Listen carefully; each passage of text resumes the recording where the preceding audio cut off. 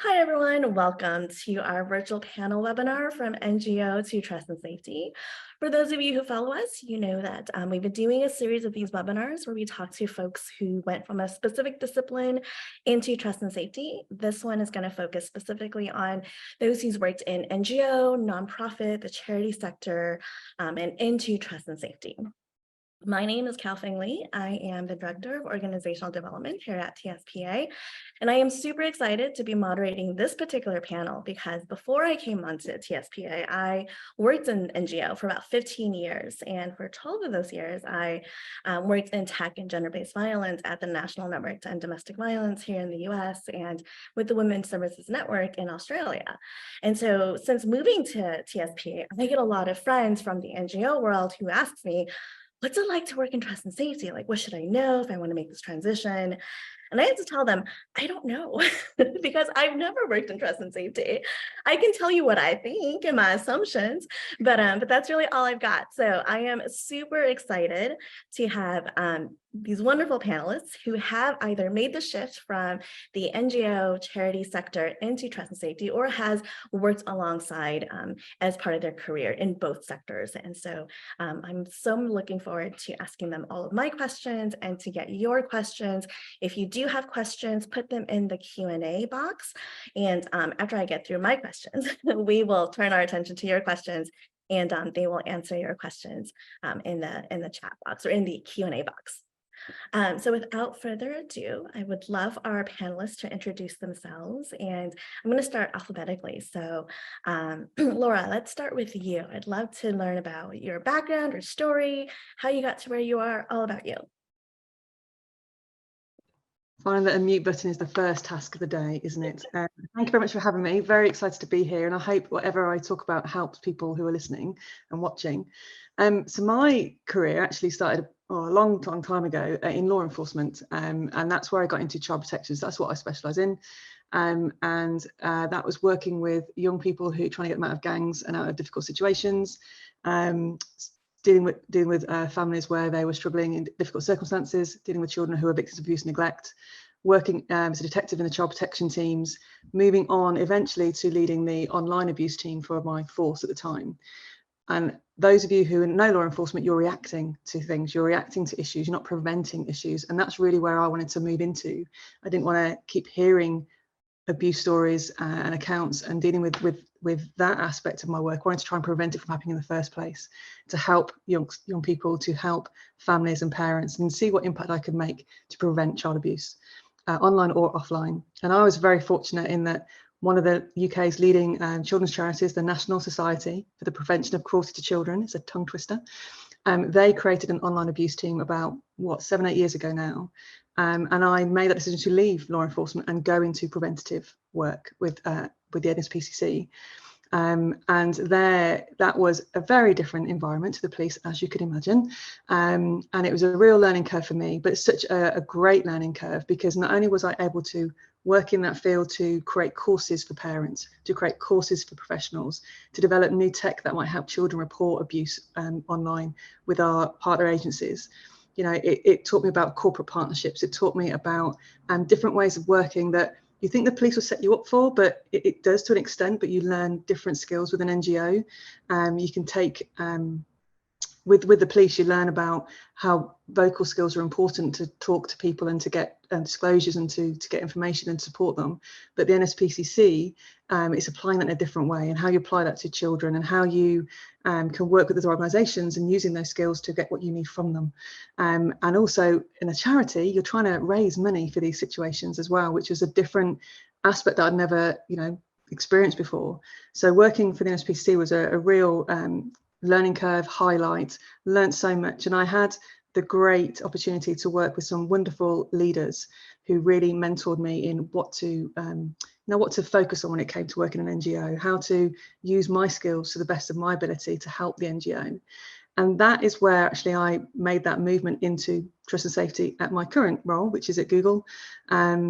Using my police background and all the skills I learned in the NGO combined together is what my role is at Google, essentially. I'm looking at online harms, but working with corporate partners, working with stakeholders, and looking at how we can make our platform safer and reduce the amount of online content there is when it comes to child sexual abuse material. So it's been a long journey. I've always known I wanted to work in trust and safety space. It's always been a passion of mine, and I've moved where I think I could make a difference, from local to national to international. And every organisation's been different, is what I would say. You can always take skills to other companies, but it's understanding what your skills are is what my biggest piece of feedback throughout this session will be, is trying to translate the job description, realise how your skills apply to that, and then how to talk about them. That was a very brief snapshot of my career. Pull out what you need, but I didn't want to talk too long because I know we've got some wonderful colleagues that I also want to hear from on this course. But yeah, it's been a long but fantastic journey to get where I am, and it's very exciting where I am now as well. It's so interesting. And I love the transition from discipline to discipline, from very different sectors to sectors. And I'd love to explore the skills that are needed to make that move. And we'll talk about that more in a little bit. Liz, can you tell us about you and your background and what you've done and where you are now? Yeah, and good morning or good afternoon to everyone that's joining. Thank you so much for taking the time to chat with us. I'm so excited to be here, and it's even so great for me to hear the other panelists and their backgrounds, because so much of even what Laura just said really resonated with me. So I'm Liz Hegarty. I'm currently a teen safety policy manager at Discord, and my path to this role has been a little all over the place. It's something that the more I look back at the variety of experiences that I've had, it makes sense that I'm here now. But if you had talked to me when I was in college and said, hey, what's your future job? I don't think I would have even known that this type of job exists. So, I really started out, I'm a really mission-driven person. There's a lot of different political causes, progressive causes I cared about. When I was in college, I got really fascinated with the political system. And so I actually spent my first 5 years after college working on progressive political campaigns. And it's been so funny because that campaign life where you're starting something up, you're kind of running all over the place, figuring out how you can ensure that your candidate wins, that your message gets out, that you're talking about issues that really matter. So much of that has helped carry over to my work now at a tech company. And as I began to work on political campaigns, I really started to discover which issues I really cared about. Issues of technology, the role of government, democracy really started to resonate with me. And so after I'd been working on campaigns for about 5 years, I decided to take a leap and move to San Francisco, actually to work more on the legislative side of the political world. So I was at Common Sense Media, which is a nonprofit that's dedicated to supporting the digital well-being of kids. And so I started out as a campaign person there, helping them to run campaigns around issues related to technology, and then fell in love also with really talking directly to regulators about issues in technology, helping regulators to understand, how these amazing platforms that we use every day, how they work, how we can make them safer, specifically for kids. And after I'd been at that job for about 5 years, I started to think, oh, what is it that I want to do next? It was during the pandemic, and I was questioning, it's kind of exactly what Laura was bringing up of like, what are my skills? Where can I apply them? What might be the next challenge for me? And I was so excited that this role at Discord came up, where they were like, hey, can you come here and help us think about how we can make our platform safer for kids, how we can help explain what Discord does, and kind of demystify it for parents, for partners, for politicians. And so my role here is a little bit of a combination of all those skills, where I work with product teams. I talk to them about teen brains, how they work, things we should think about as we're designing our products. I work closely with our policy team to think about what are the rules of the platform. And then I also work really closely with our public policy team to talk to legislators all over the world about what Discord is. And so it's been a fun journey. But I think also, as we're talking throughout today, I think for those of you that are like, oh, I'm interested in so many different things. I'm a generalist. I don't have a specialization, or I might be nervous to go work for a tech company. I'm not an engineer. Just to say I had all of those feelings. And there are so many skills from so many different parts of life that are so applicable and are such a useful addition to the world of tech. So I'm so excited for this conversation, but I'll pass it back to you for now. Thank you. I love that you started with that. You're a mission-driven person, because I have a question about that. So we'll get to that in a little bit. But Paula, last but not least, can you tell us about you and all about you? Yes, thank you so much for the opportunity of being here. And thank you everyone who's here and joining us today and listening to our stories. Currently I'm working at Teleperformance. I'm Senior Director in Trust and Safety Processes, and I'm looking into growing the Center of Excellence for Trust and Safety that we have here in the region. Before that, I was working at Meta. I was leading a team of process managers in trust and safety. And there I was leading this team looking into scaling content moderation solutions for graphic, very violent content. So highly egregious, the worst of the worst content that we could find on the platforms. Before that, I was in Microsoft and I was leading teams in trust and safety, but for the advertising and monetization space. So if you were wondering, where is the NGO and charity piece here, probably. So I did all that in parallel. And when I moved to Ireland, I'm originally from Italy, moved to Ireland, I discovered that the NGO and charity sector there was very strong. And it has always been my passion. I've always been an activist, so I entered that sector. I did try for a year to get a paid job in the sector, but it was too hard out of the recession. So I decided to move to corporate. But at the same time, I kept volunteering in Irish NGOs and charities. So I started with small charity looking into transformational leadership courses for teenagers. Then I moved on to Latin American development with the last Latin America Development Center there. Latin America is one of my passions as well. That's why then I moved here to Colombia.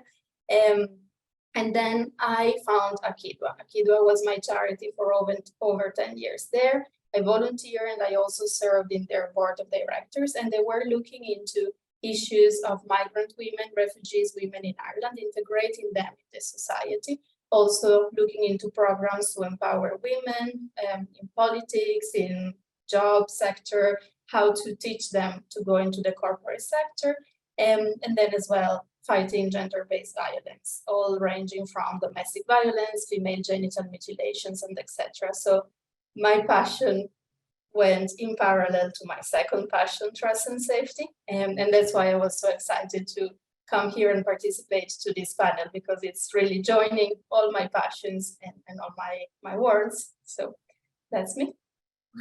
Thank you. I think what I love about the three of you is that your journeys are so different, but yet there's commonalities throughout, and it's going to be really interesting and exciting to pull that all apart and explore that.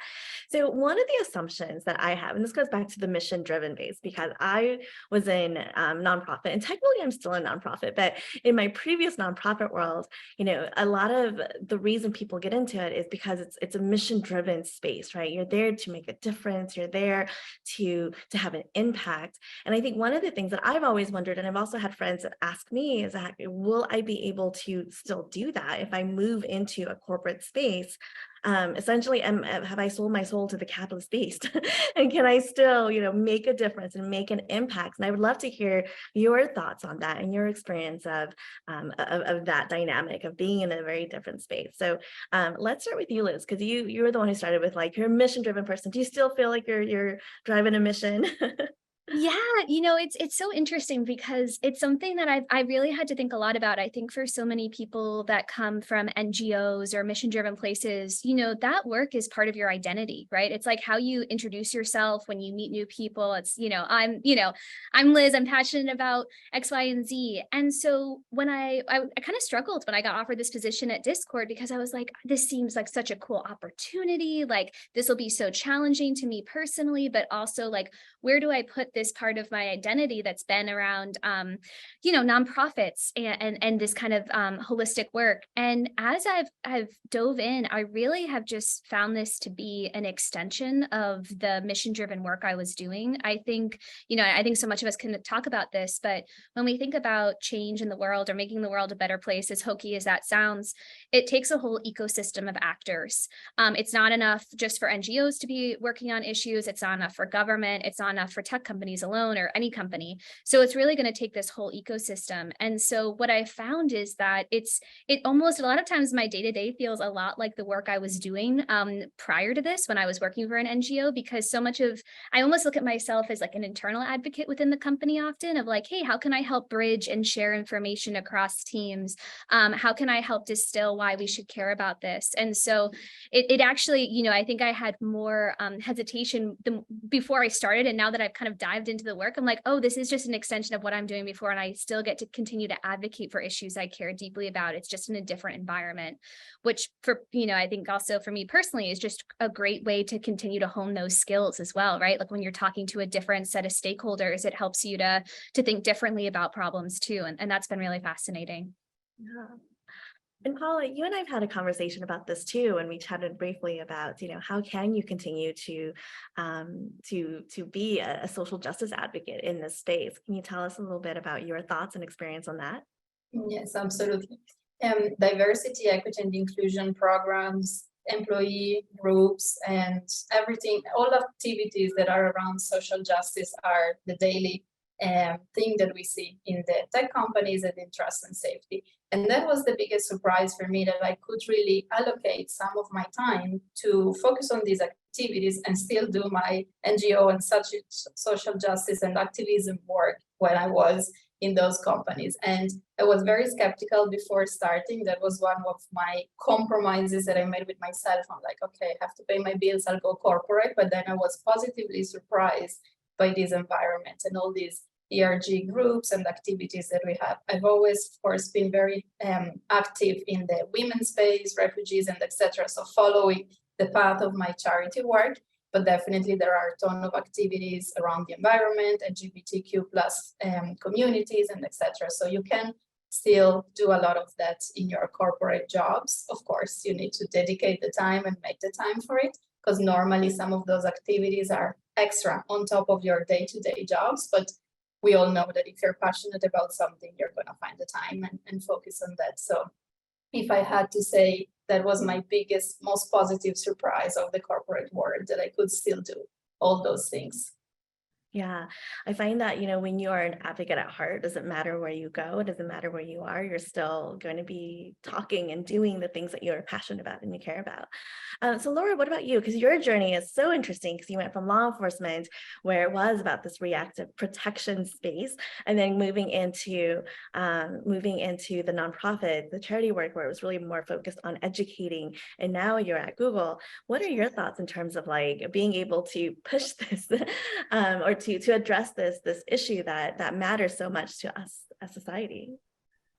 So I don't know if anyone else on the panel experienced this, but when I moved to corporate, I had a lot of comments like, you're going to the dark side, you're a traitor to the cause. And I thought about that, and I'm not, because I'm going to and I'm at a company that actually, well, it wasn't really a surprise. I knew this, but when you're in here, you see it. The passion in these companies around keeping children safe and making sure trust and safety is paramount is there. Every member of staff you work with, and half the time it's prioritizing which is the most important thing to tackle.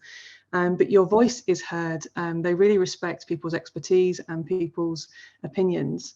And, for me, the biggest change for me, or the biggest challenge for me in terms of my mission, is that I'm very frontline. That was my life, has been frontline, interacting with children, interacting with parents.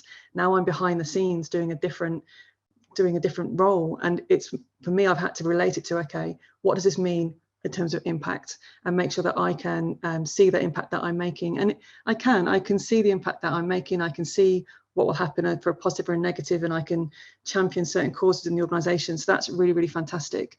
And the biggest thing that I've loved about coming to corporate is that when we talk about trust and safety and child protection, etc., well-being of staff is paramount. The things we hear, the things we do, the things we see, if you haven't got a good well-being support in your company, that makes it challenging for that member of staff.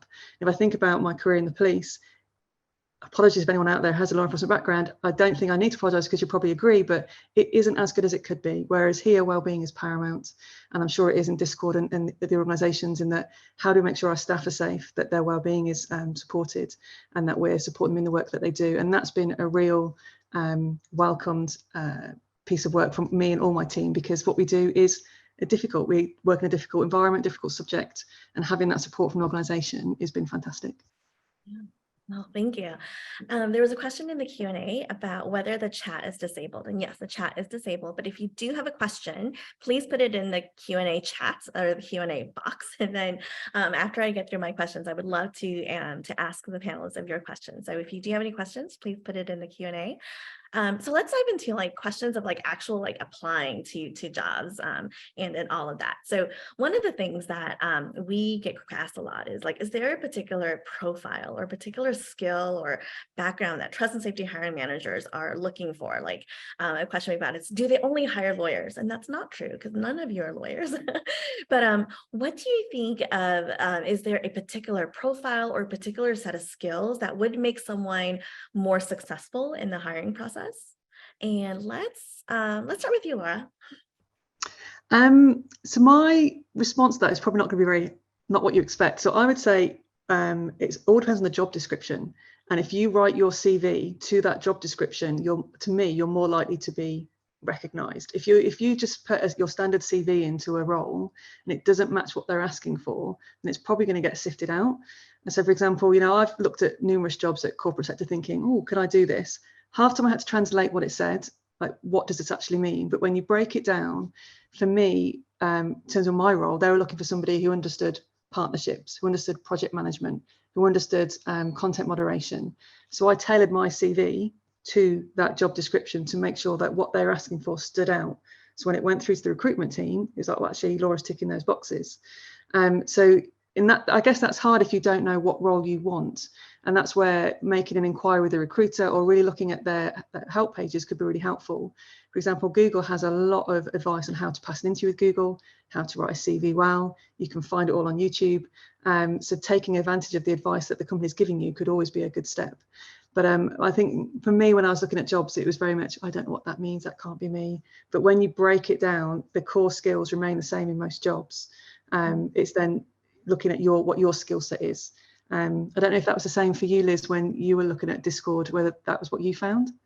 Yeah, it's so funny that you bring up the law school thing, because the internal struggle I had, I'd actually gotten into law school at the same time that I had gotten offered this job at Discord. And so I had this struggle of like, oh, do I want to go sit in a classroom for 3 years and, write a bunch of papers, or do I want to go try to make this impact on these issues that I've been working about? And I think it's interesting because I think I was a little impatient where I was like, I want to go to the belly of the beast. I want to go work on this, get some hands-on experience. But definitely the interview process, I was so intimidated. So I don't know if anyone that's applying in the crowd, I was like, oh my goodness, I'm going to be interviewed by engineers or product folks, and I've never worked with those sort of people, or the people that in those roles before. What I would say is, especially on trust and safety or on policy teams, folks are really looking for people that care about these issues and are passionate about these issues. And I think that I don't want to say that passion is enough, but that, being a critical thinker that's dedicated to work that's kind of bigger than yourself can be a huge benefit as you're applying. And I also think, something that's interesting, for me, I was a very casual Discord user before I got my job here. So I was also intimidated by that. I was like, oh, maybe they're looking for this big gamer or something that I don't really fit that profile. But what I found is that, especially in tech companies and trust and safety too, because these are all such emerging problems, like emerging issues that, there wasn't a Trust and Safety Professionals Association however many years ago. So it's such an emerging space that I also think, coming from a non-traditional path, people are more open to that. I know for me before, when I was working in politics, it was like, unless you had 25 years of experience and were a lawyer, it was really hard to get into certain positions. And I found that that's been a real benefit of working for a tech companies. I think there's a little bit more of open-mindedness of the perspectives that you can add coming from different walks of life. So don't be scared if you're applying. I think really what Laura was saying about, like, think about your skills and just also remember that your perspective is valuable. That, sometimes often coming from outside inside helps really lend a perspective that might not otherwise be in the room. And that's so critical, especially in this work. Mm-hmm. Yeah. To complement on that, every time that I'm hiring for someone in trust and safety, I really value volunteer or NGO experience or whatever. So if I see that in the CV, even if it was not official job, if it was, in the box, little thing about me or whatever, I really value that, because it tells me that the person, as Liz was saying, cares about social justice causes, doing good to the world, to the community, which is one of the most important aspects that you need to have to be passionate and work in trust and safety. And then the other thing is, if people working in the NGO sector are worried about, oh, my skills are not relevant for tech companies, think about that every skill is recyclable and that every skill is needed and fundamental in the companies, because we want to counterbalance the technical folks with people with more soft skills or communication. Not saying that the technical people don't have them, but different backgrounds, humanities, or coming from law or social justice causes, and etc. It's all important because we do want diverse teams. The more diverse the teams are, the better the company is gonna go. So don't be scared about not having those technical skills that are there, because you can build them up or you don't need them. In my jobs, I never needed super technical skills because I'm not technical and was never hired for that. Yeah, I love this this conversation into skills. I'd love to dive a little bit deeper about the types of skills, because I think those who have done a lot of nonprofits, NGO work has a lot of advocacy skills. They have a lot of communication skills. This goes in line with one of the questions we got, where she says, I have a strong knowledge of advocacy, gender issues, strategic communications, and a master's degree in policy. My experience includes working with international organizations, including the UN, where I played a vital role in advocacy programs on gender issues, and she's looking to transition into content policy. And so how would you, and her question is, how do you transition fully? So that's the question. But I think a follow-up question I have is, how do you take all of that, because that's a lot of experience there. How do you translate that into a policy role or into a particular role within trust and safety? Do you have any thoughts or advice on that? And I can try. At least one, your resume sounds amazing, super impressive. And I think what I always think too, if you are passionate about certain issues, and you're thinking about, hey, I'd really like to be in a policy role. I think talking to people in policy roles and understanding really what their day-to-day looks like. And because even within policy, like in our policy team, there are so many people that do different things. So for me, a lot of my work is actually more talking to people, talking to teams. I have other colleagues who really, they spend all day writing our platform policies, working with researchers. And so thinking about also, even with your NGO experience, like which part of policy that you like do you want to be in a room sitting quietly writing? Do you want to be out working with partners on issues? So getting really clear on what you enjoy, and then making those skills visible as you're applying and lifting those up, because they're so applicable. And I think too, especially coming from if you have a master's degree, that experience in being a writer, someone that can really think and do research and distill it quickly, I think is so valuable, especially, thinking about perhaps smaller startups or smaller companies that might not have a policy team in place. I think that's also something that's so interesting in this work is you can go work for companies that are as big as, Google, or, as medium-sized as Discord or others.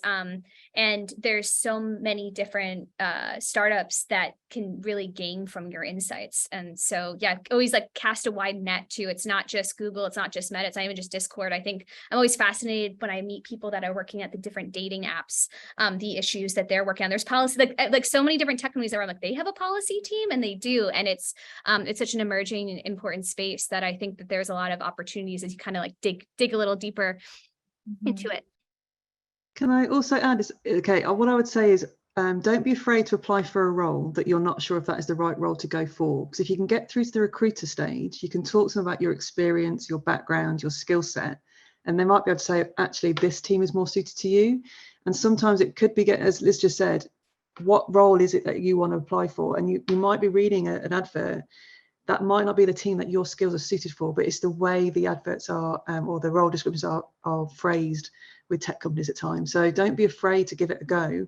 As soon as you get through to that recruiter, you can then have a wider conversation. And sometimes they might say, I'm going to send you to this person instead, who may be able to help you. So never be afraid to try, and to reach out to recruiters where you can to ask advice. If you don't try, you don't know. Mm-hmm.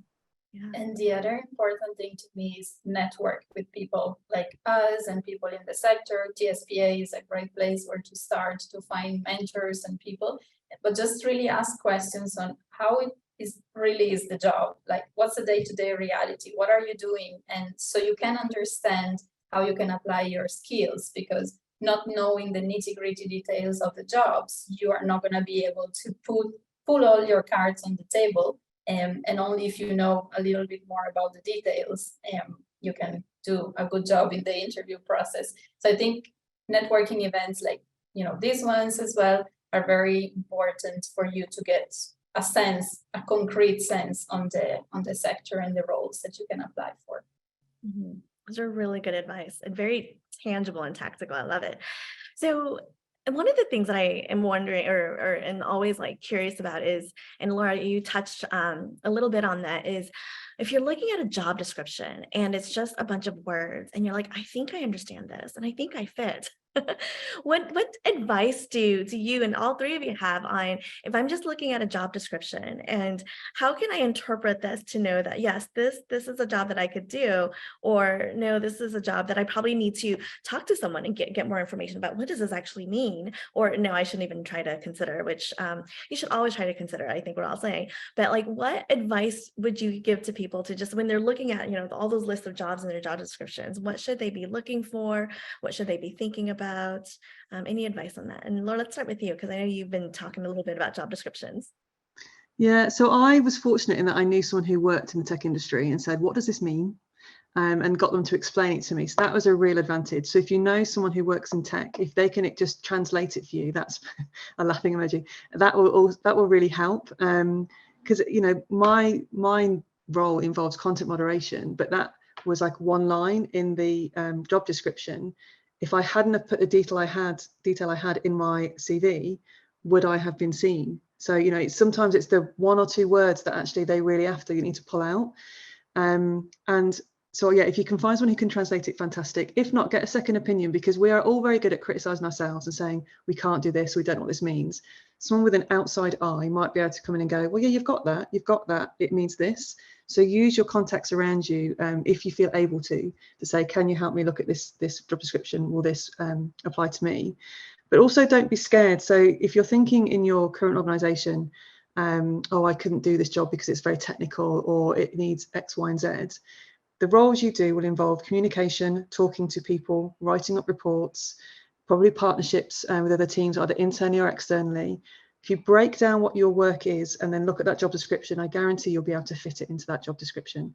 And that's how you need to just tweak your CV to make sure that you're showcasing the skills you have. And I just want to pull out a question from, I do apologise for the pronunciation, Amema, where it says that they don't have TikTok and Amazon in their resume.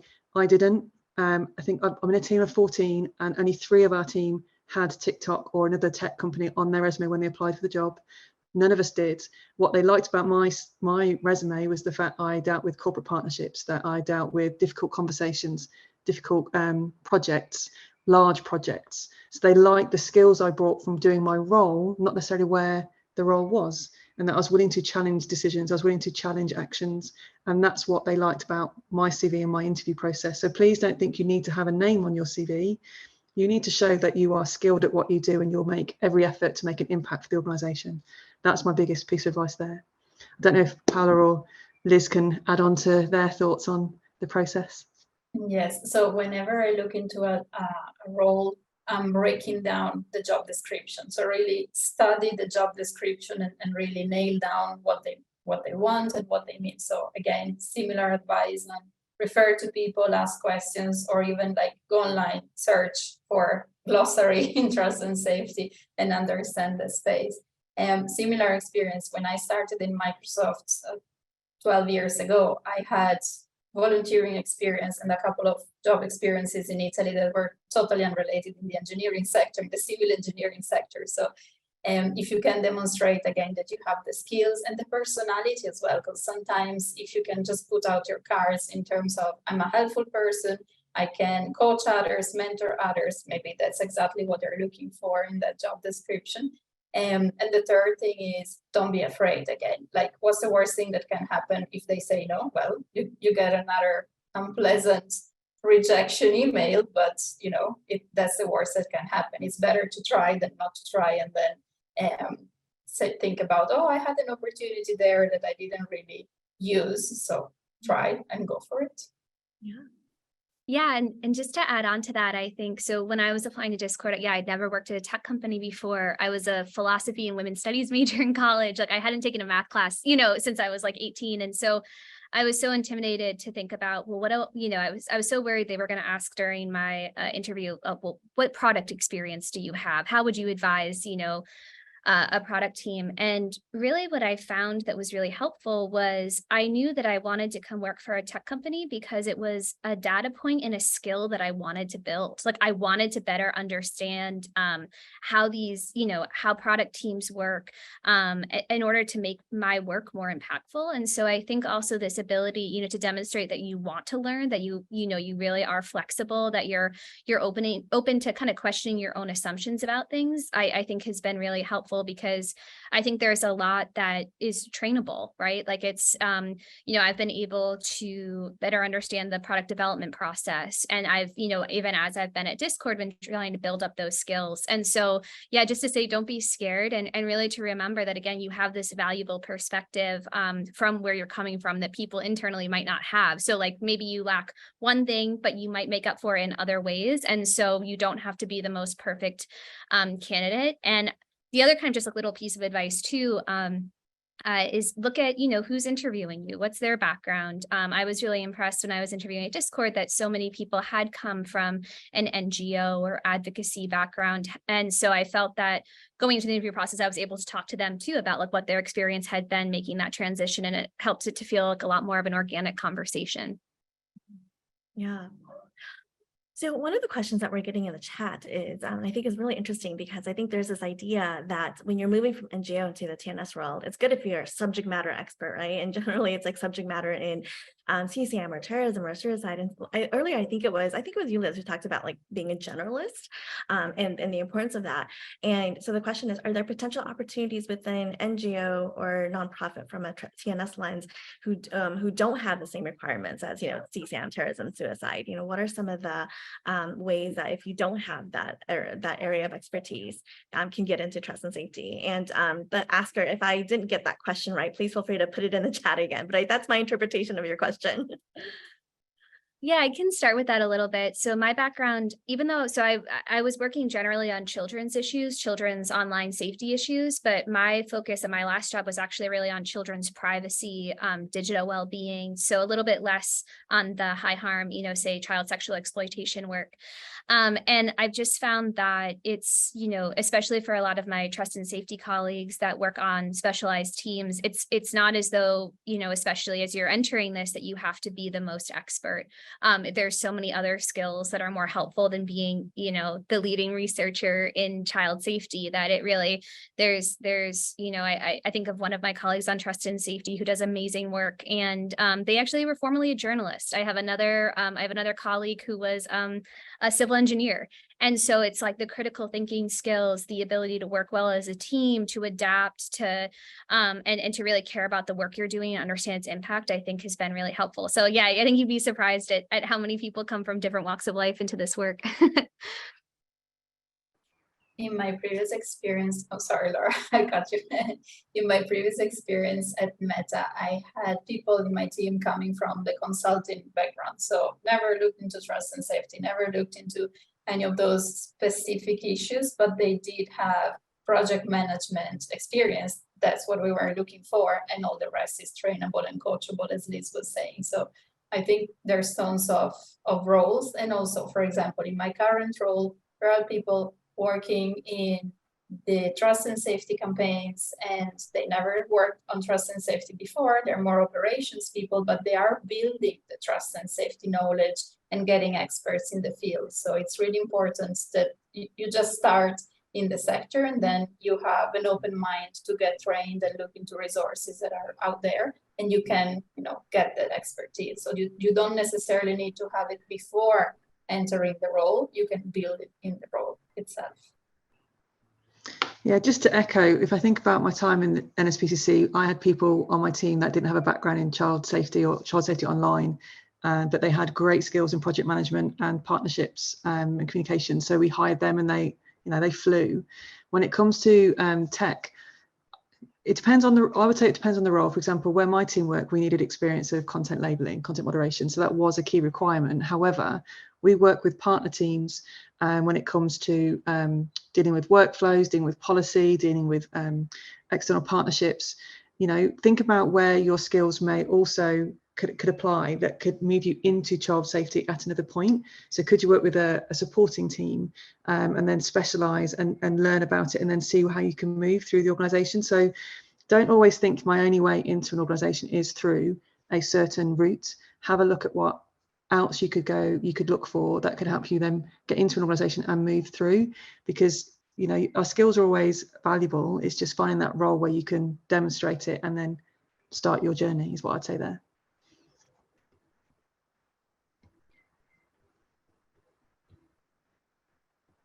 See, this is why I'm muted. I'm like, I don't mute because otherwise I forget, but my puppy is very loud, so you can probably hear him.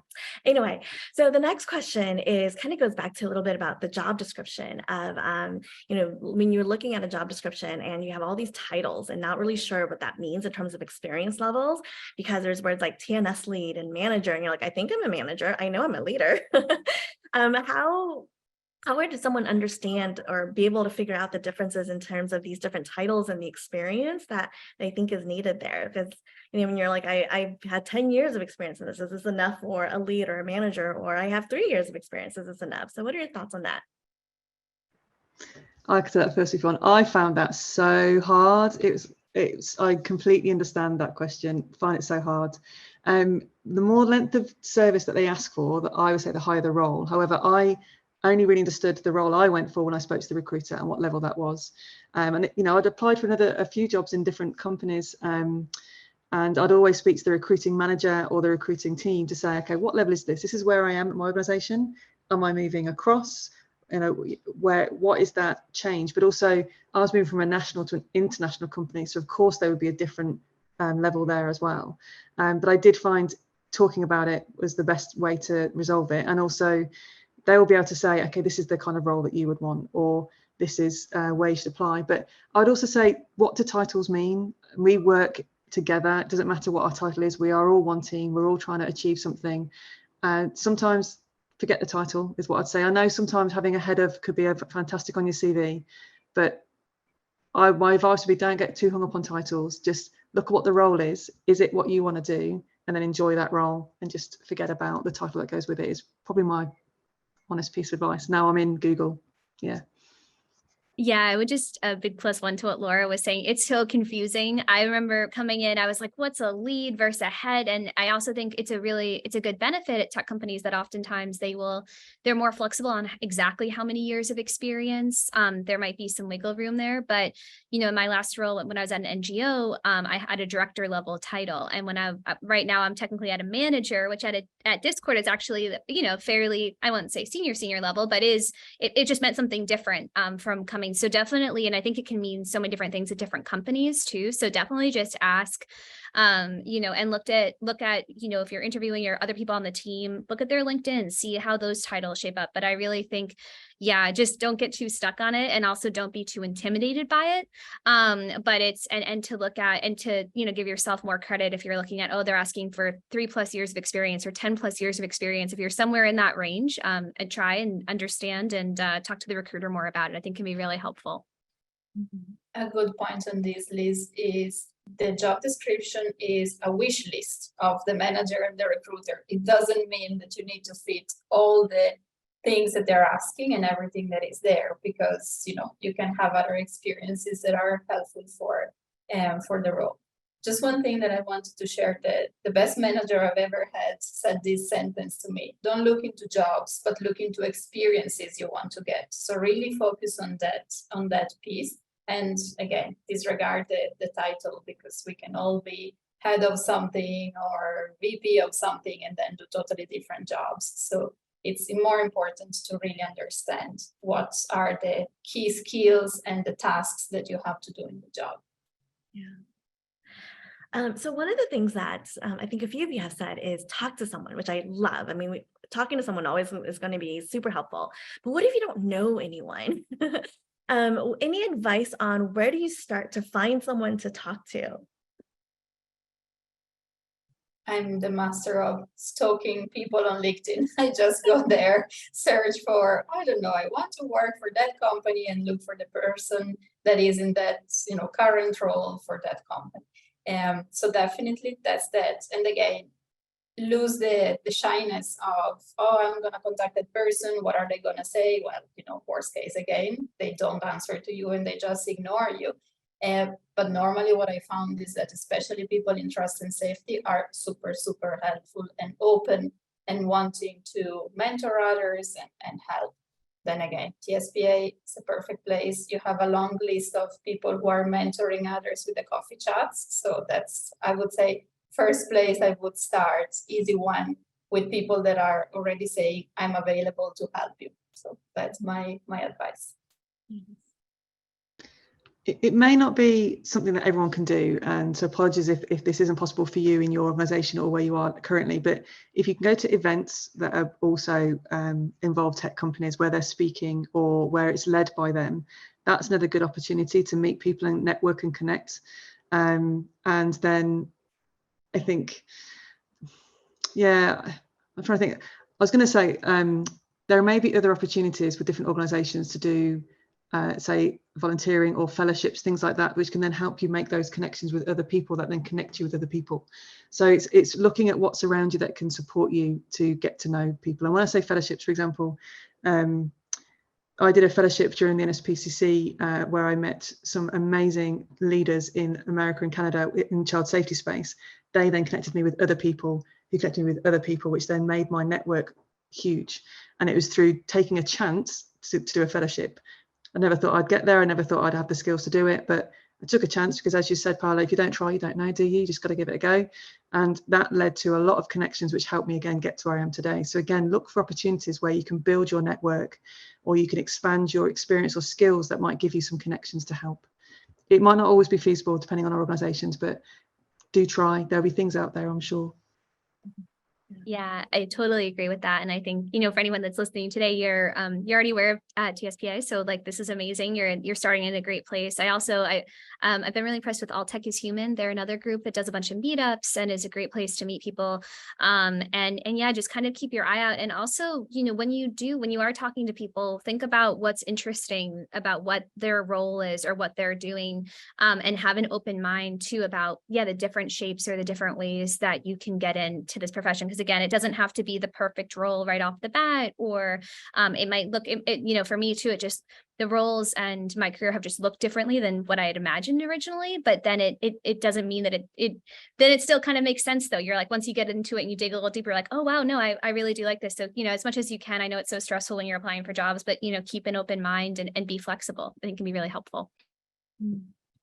So we've been talking a lot about how to find jobs and how to apply and all of that. I want to spend the last few minutes that we have talking about what if you got the interview? They're like, we like you. What you put in that paper, we're cool with. And then you're in the interview loop. Can you talk a little bit about or give advice on what you think people should keep in mind? How do they prepare? What should they do to prepare themselves for the interview process? I can start. So I think preparing yourself is key. So first of all, understand why you want to work for that company. What is it that is resonating with you around their mission, their vision, and how you can fit in their mission and vision? Because if a company is doing something that you don't like, then do you really want to spend every day of your life working with them? Maybe not. So do a lot of research around who the company, people are, and on what the company is trying to achieve. And also, if you're new in trust and safety, try to do a lot of research around what is trust and safety. Use websites, newsrooms about the companies, and really try to understand the industry. Another one that we didn't mention yet is Active Fence. They have a lot of resources around policy-specific resources, so you can really understand what it means working in a certain policy and etc. So try to read industry trends, transparency reports as much as possible to get your hands dirty on the space. And Teleperformance, for example, as well has a lot of resources around the industry, content moderation under the BPO perspective, and as well if you want to understand what it really means to be a content moderator and do the job, because I think that's the basic that you really need to know, because it's where everything is starting in trust and safety. So again, study and do a little bit of research using all these helpful resources. I would also say know your own CV and your own skills. So think about questions you might get asked. So where you've made a difficult decision, where you've had to challenge a decision, where you've had a difficult client, customer, colleague.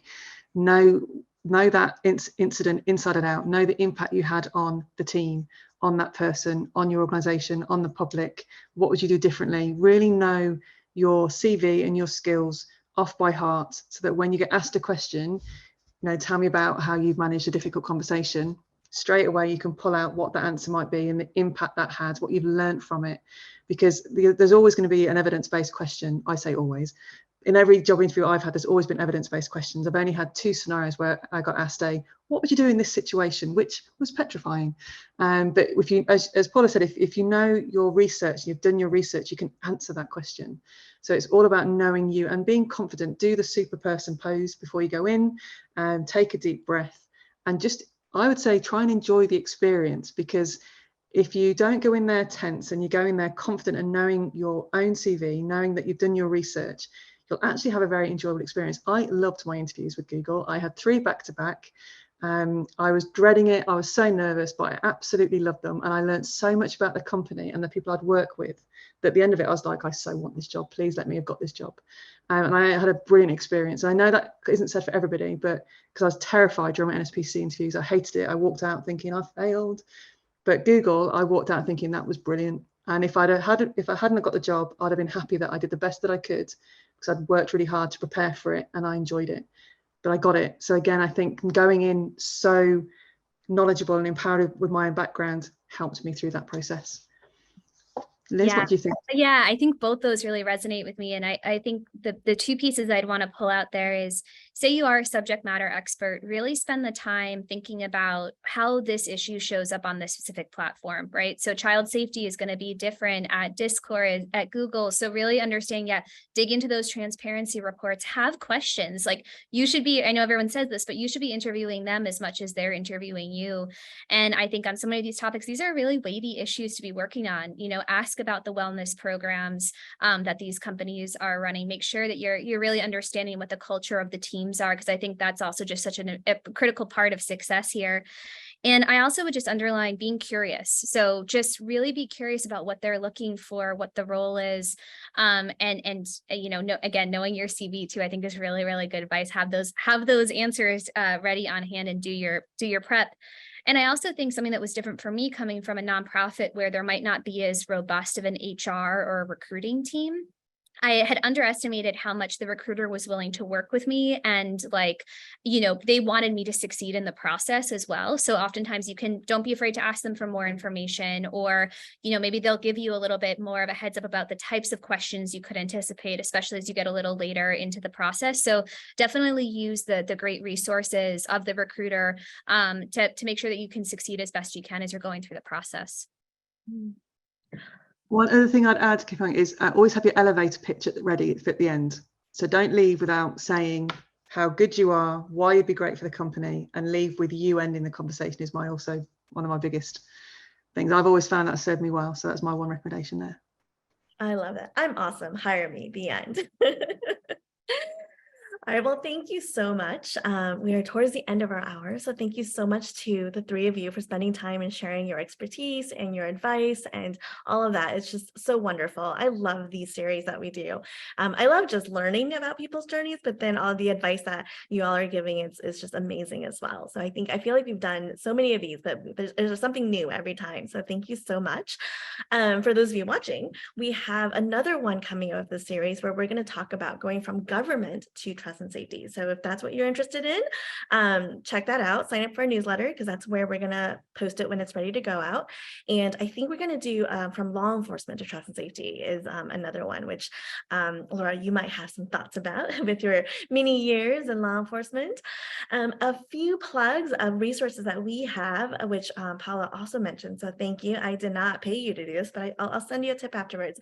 We do have coffee hours. So if you go to our website, tspa.org, go to the Explore tab and then go down to coffee hours. These are volunteers from our community. They currently work in trust and safety, who are more than willing to spend 30 minutes with you to talk about anything related to careers in trust and safety that you want to talk about. They have tags based on their areas of either expertise or areas that they want to talk about, there's a search function there for from NGO to trust and safety, if that's specifically what you're looking for. But earlier I was like, what if there's no one to talk to? We have found people for you to talk to. And so feel free to go in there and schedule time with our folks and chat with them. The other resource we have that might be helpful from a job search perspective is we do have a job board. Again, at TSPA.org, under the Explore tab, go to TNS Jobs or Job Board. And that is where we list trust and safety specific jobs, because that's one of the things that we've heard that's challenging when you're going to LinkedIn or one of those like big job boards where, do I put in trust and safety? Is that what's going to come up? Like, what do I put in there? So it comes up with the jobs that I want to get into. And this job board is not comprehensive, but it is very specific just to trust and safety. And so if that is where you want to land, definitely check that out. So with this, I'm going to close us out. Thank you so much, Laura, Paola, and Liz, for sharing this hour with us. I've so appreciated this and I've had a good time. So thank you. And thank you to all of you who asked questions. For the questions we didn't get to, deep apologies. I'll go through them, and if it's a question that we can answer, we can put it in the follow-up email. Oh, someone asked, can they connect with you all on LinkedIn? Yeah, Absolutely. all right. Well, you go for it then. Awesome. And someone had asked a question specifically about what working in child protection could look like in trust and safety. And I think that person maybe connecting with Laura afterwards would be helpful. Would that be okay, Laura? Yeah, awesome. All right. And of course, there's also our coffee chats too that you can also look into. All right. Well, thank you so much, everyone. Wherever you are, I hope you have a wonderful day. And thanks. We'll see you next time. Bye. Thank you. Thank you. Have a good day.